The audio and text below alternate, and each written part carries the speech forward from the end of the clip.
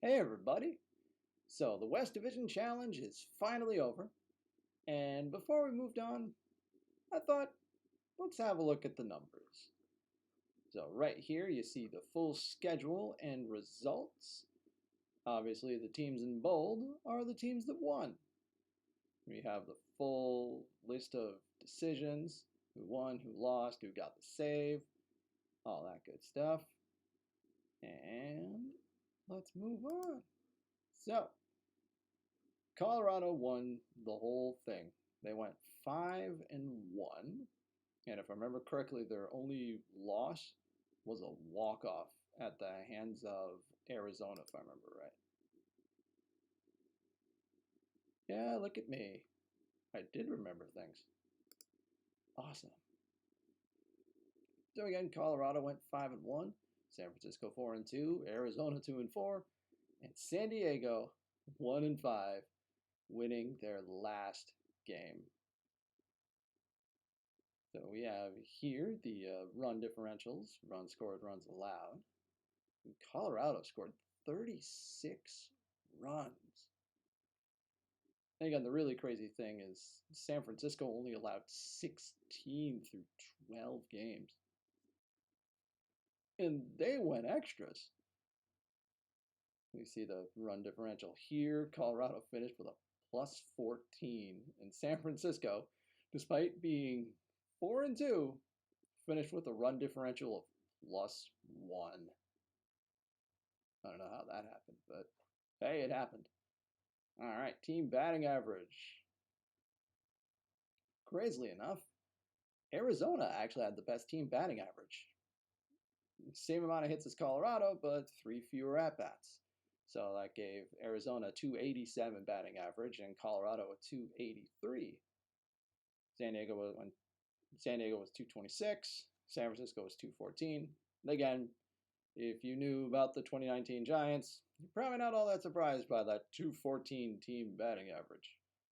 Yeah, that team tried to win a lot of games like 2-1 and 1-0. And sure enough, look at their ERA. San Francisco's team ERA was less than 2.5 for the entire team. And of course, Colorado somehow 3 3/4.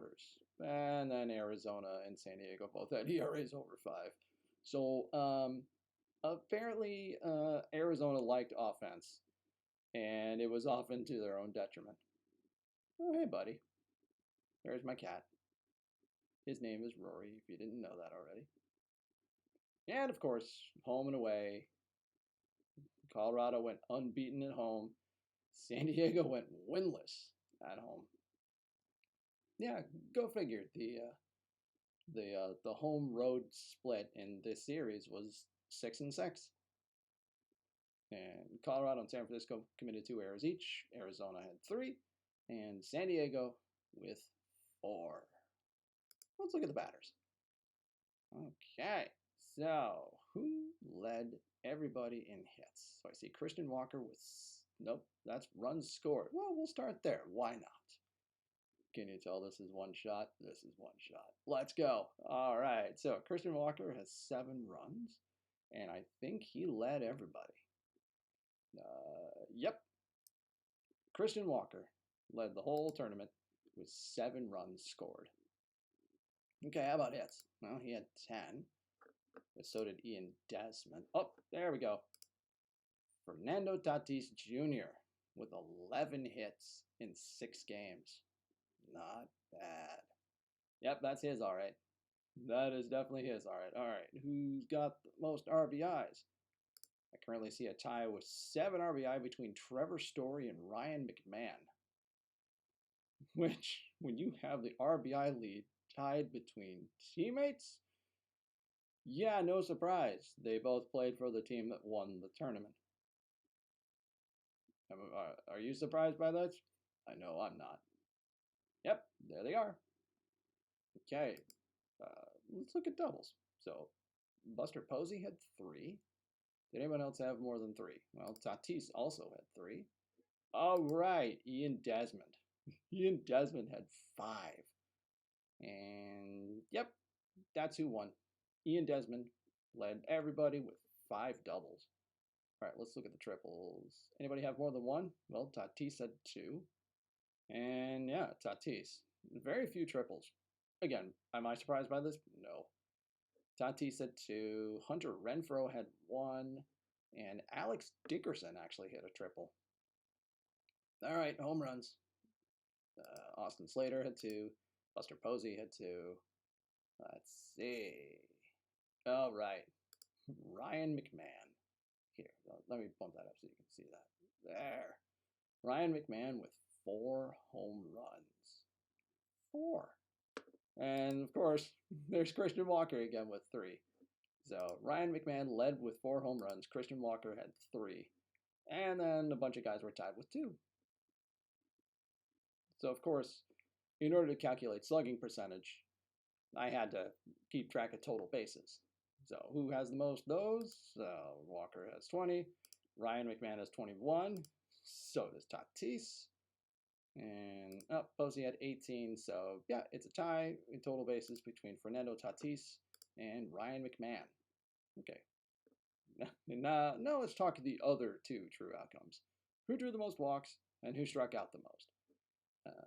So let's start with walks. Okay. Ketel Marte had 4. Chris Iannetta had 4.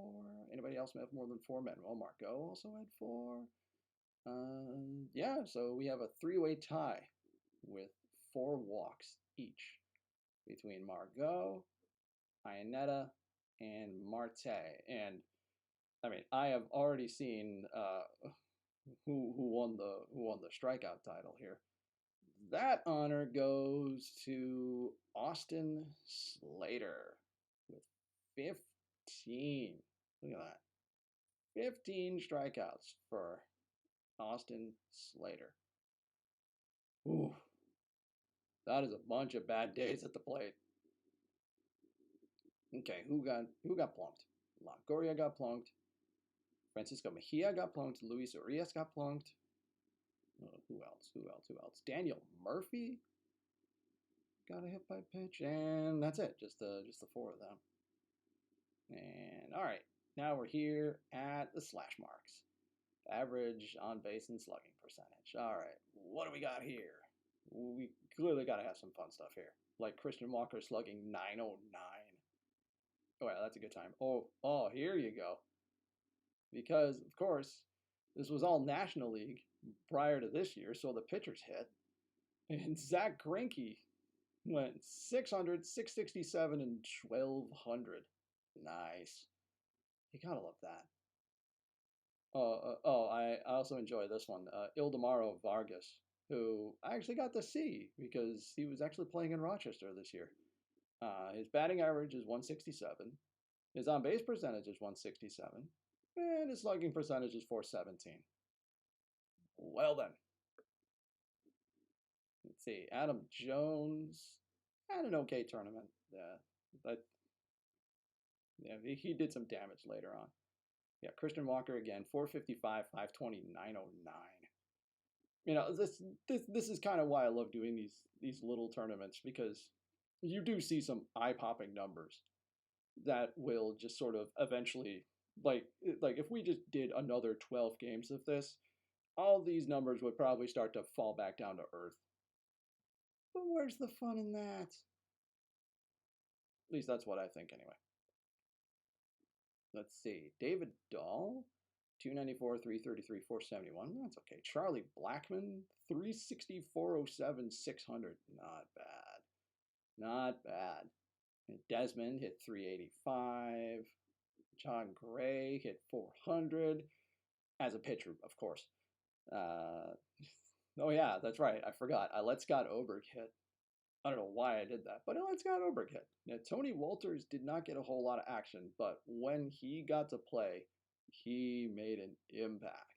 You see him batting 600, 714, 800. I mean, he only got, he only had 7 plate appearances, but he did his job, and he did it well. Now, for the more everyday guys, Tatis Jr., there you go, hitting 440, 481, 840. Yeah, that's doing some work. But then we go a little bit further down. Want a big old batting average for someone who played quite a bit. Well, let's have a look at our old friend Buster. Buster hit 500, 550, and 1,000. And yes, that was my cat who just walked in front of the camera. Because, well, he does that. And very, very few stolen bases. Manuel Margot had 2. And somehow, oh yeah, and Christian Walker stole 1. And amazingly, nobody was caught stealing. Nobody was caught stealing. And did anyone make more than one error? No. All right, who kicked one? Nick Ahmed, Carson Kelly, Adam Jones, Ryan McMahon, Chris Iannetta, Fernando Tatis, Manny Machado. That is Will Myers, Austin Hedges. There is also a cat in the way. Do you mind? Excuse me. Look at this guy. This is Rory. Say hi.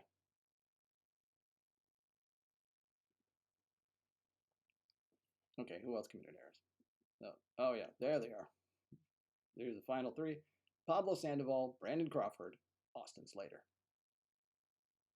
Yeah, that'll do it. So yeah, that's just kind of a fun little deep dive into these numbers. Again, the pitcher's batting title still definitely goes to Zach Greinke. Because it probably just goes to Zach Greinke kind of by default. Because it's Zach Greinke, come on. Now, speaking of which, let's look at the pitching numbers. Let's see, who pitched the most number of innings? That honor goes to, yes it does, it goes to Eric Lauer of the San Diego Padres, who pitched 13 1/3 innings. Again, you see 11 hits and 4 runs, but, 13 1/3 innings. Yeah, that's not too bad.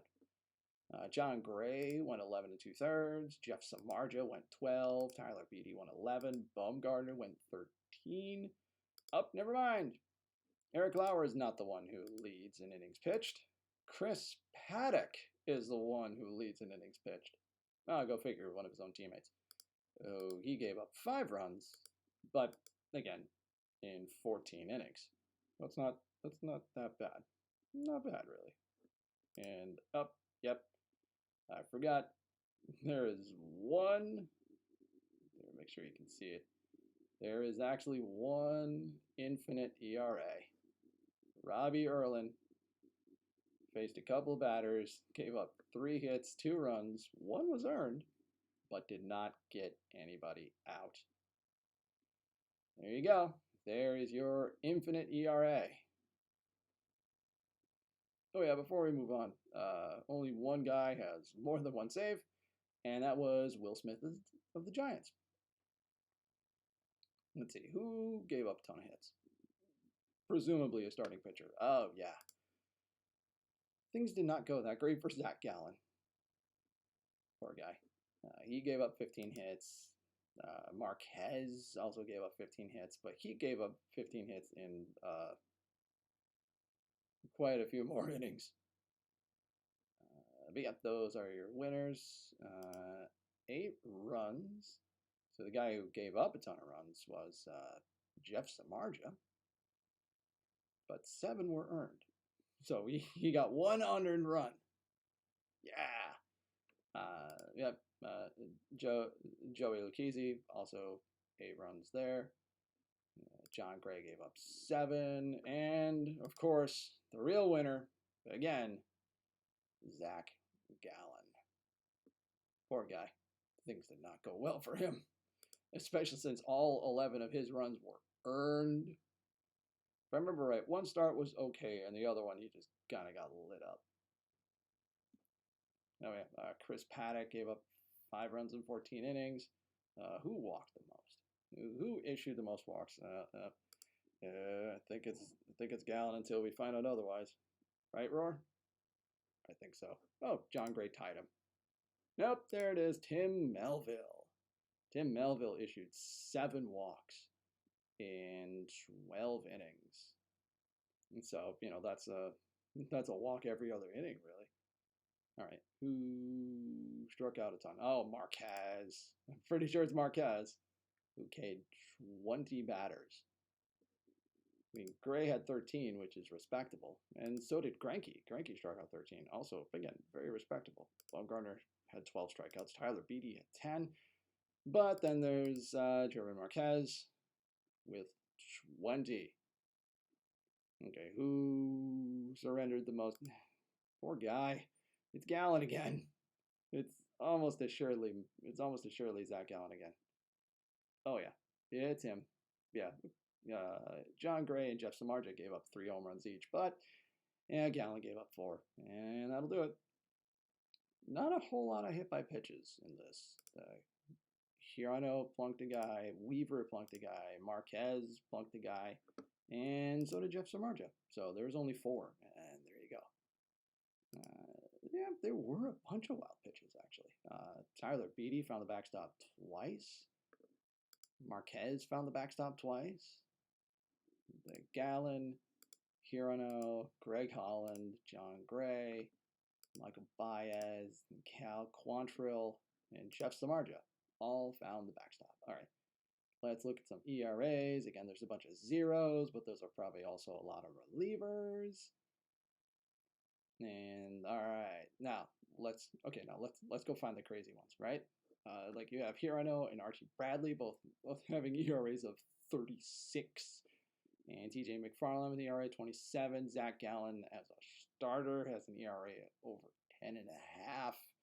Again, that's how you know things went poorly for him. And then Kirby Yates, felt bad for the guy because like I thought for sure things would have gone better for him, but nope. ERA of 54. 54. Like, what happened to him? Well, he gave up 4 runs in 2/3 of an inning. That's the problem. I mean, he was the one who actually gave up the walk-off hit in the extra innings game. So that'll do it. All right, who else earned saves? We already said Smith led with 2. Craig Stammen, Yairo Diaz. Oh, Scott Oberg tied with 2. And Greg Holland also got 1 save. And astoundingly, no pitcher made an error. Impressive. So there you have it. So there's a fun little rundown of all the numbers that came out of the West Division Challenge. So I will see you next Monday with a new video going back to Dead Ball. If you like this, there's stuff to click down there. You know what to do.